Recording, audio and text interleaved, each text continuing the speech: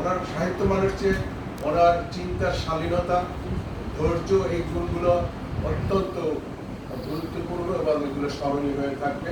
মুজাহিদি ভাইয়ের জীবনটা পরিবর্তনশীল। যে জীবন দিয়ে শুরু হয়েছে সেই জীবনের রিভার্স হয়েছে পরে, কারণ উনি রাষ্ট্রদিকভাবে যুক্ত হয়েছেন। পূর্ব জীবন কি ছিল, উনি কুরেশি বা ওনারা যে পর্যায়ে ছিলেন, ওনার বিবাহে কিন্তু উকিল বাবু ছিল আহমদ শরীফ, আপনারা হয়তো অনেকে জানেন না। তার প্রথম জীবনের একটা অংশ সমাজ বিজ্ঞানে মাস্টার্স করেছিলেন, মুজাহিদের কথা বলছি।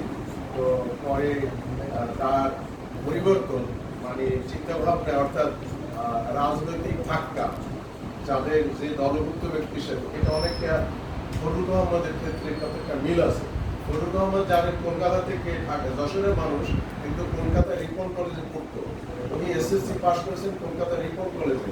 ওই সময় ওনার ইন্টারমিডিয়েটের বন্ধু বহুজনের মধ্যে একজনের নাম সবাই জানে, উনি সুভাষ মুখোপাধ্যায়, বিখ্যাত কবি। ফুটুক না ফুটুক আজ বসন্ত, সুভাষ মুখোপাধ্যায়। কিন্তু উনি সান্নিধ্য পেয়েছিলেন এম এন রায় থেকে শুরু করে বিখ্যাত রেডিক্যাল হিউম্যানিজম এইসব বহু মানুষের সান্নিধ্য পেয়েছিলেন। পড়াশোনা শেষ দিকে একটু অসমাপ্ত, করোনা আমাদের কথা বলছি। দর্শনে, ইংলিশে অনার্সে, কলেজ ইত্যাদি শাস্ত্রীয় দেশ বিভাগে, সেই অনুপাতে বাংলাদেশে অনেকেই দেশভাগের পর সুযোগ সুবিধা হয়েছে অল্প বিদ্যা, অল্প পড়াশোনা নিয়ে, কিন্তু ফজলুর আমাদের আগে সেটা ঘটেনি। তিনি তো রেডিওর ইসলামাবাদ জানেন যে সেগুলো মনোনীত থেকে শুরু ইত্যাদি। ফজলুর আমাদের বড় ছেলে নাম জানি কি, আমার আহমদ আক্তার। আমি একই বয়সে মারা গেছে, বাচ্চু ডিজার্টার হলো বাচ্চু। ফজলুর আমাদের এই বিশাল অভিজ্ঞতা বা পড়াশোনার ওই মাননীয় ওই পর্যায়ে বাংলাদেশে তাকে মানে এই রেডিও আর্টিস্ট হিসেবে থাকতে হয়েছে। ফজলুর আমাদের পরিবর্তনের যে চিন্তা জগতে পরিবর্তন, এটা আমাদের অনুমান রাজনৈতিক যে মনোজগৎ আমাদের বিভাজন করেছে উপমহাদেশে, সেটাই তিনি শিকার। তার যে প্রতিভা, সেই প্রতিভায় আমরা যদি অন্য প্রতিভার সাথে আমরা মিলিয়ে দেখি, যে ডাহু বা অন্যান্য যে কবিতা বৈশ্বিক প্রেক্ষাপটে, সাহিত্য একটা আছে আপনার স্বসম্প্রদায় উজ্জীবিত হয়ে এটা ধরনের আছে, আর একটা আছে এই মানি এরকম যে সর্বমানবিক বোধে বিকশিত। রবি হাফিজ এদের লেখা কিন্তু শুধু মুসলিম জাতির জন্য, জাতিসংঘের মেসেজের প্রধান মেসেজে সর্বমানবিক একটা বোধ উজ্জীবিত, সারা বিশ্ব সাহিত্য অমর হয়েছে। আর একটা থাকতে পারে স্বজাতির সেবায় নিয়োজিত। এগুলো এই উপমহাদেশের জন্য ঘটেছে, এই জন্য দেশভাগ, ইসলাম স্থানীয় নয়, বাইরে থেকে আগত একটি ধর্ম, অন্য সেগুলো শাসক। এখানে এই রাজনৈতিক বিবর্তনের মধ্যে দিয়ে যে বেঁচে থাকা লড়াই এবং এগিয়ে যাওয়া, পিছিয়ে হিন্দুরা এগিয়ে, মুসলিমরা পিছিয়ে, এইসব নানা ঐতিহাসিক কারণে আমাদের সাহিত্যের চরিত্র কমপক্ষে তিনটে চরিত্র প্রাধান্য পেয়েছে। কমপক্ষে তিনটে কি?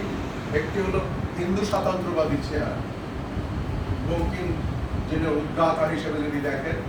দ্বিতীয় হলো মুসলিম স্বাতন্ত্র্যবাদী ধারার একটি চেহারা, যেমন ইসমাইল হোসেন সিরাজীকে ধরতে পারেন, মনের মধ্যে যে হিন্দুরা যদি ভাবে এগিয়ে থাকতে পারে,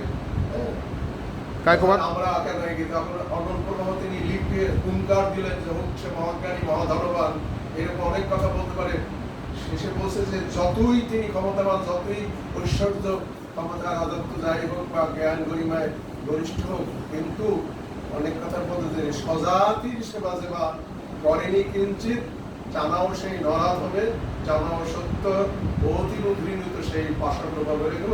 অর্থাৎ মুসলিম সমাজকে স্বজাতির, আমরা সাহিত্যের আলোচনা কায়কোবাদকে ধরা যায়, কায়কোবাদ ওই মেধার ছিলেন না, সে তো আছে ধারাবাহিক, মানে কাজী ইমদাদুল্লাহ থেকে শুরু করে এই সমাজে বহু মানুষকে বহু প্রেক্ষাপটে আনতে পারে। সেই সময় আমি প্রকাশটা বলতে চাচ্ছি, আমাদের সাহিত্য সমালোচনায় দেখেছি এখন যে অর্থে চিন্তা চেতনা স্বাতন্ত্র্যবাদী, ওই অর্থে ছিল না, এগিয়ে যাওয়ার জন্য যে প্রবণতা। অর্থাৎ আপনাকে খোলাসা করে বললে সাম্প্রদায়িকতা আমরা ধরতে বন্ধ পাবেন, সাম্প্রদায়িকতা আপনি এগিয়েছেন, আমাকে এগোতে হবে, রাইট, প্রতিযোগিতা। এই দৃষ্টিভঙ্গিতে ইসমাইল হোসেন সিরাজী থেকে দুটো ধারণা বললাম না, এক হলো হিন্দু স্বাতন্ত্র্যবাদী, একটা মুসলিম স্বাতন্ত্র্যবাদী, আবার একটা ভিতরেও একটা মধ্যধারা মানে সেকুলার ধারা বলেন বা সমন্বয়বাদী ভালো বাংলা যদি সমন্বয়বাদী ধারা এই ধরনের বাংলা বলে তার মীর মোশাররফ হোসেনকে আপনার ধরতে পারি। অগ্রণী ব্যক্তিত্ব আপনি ধরতে পারবেন।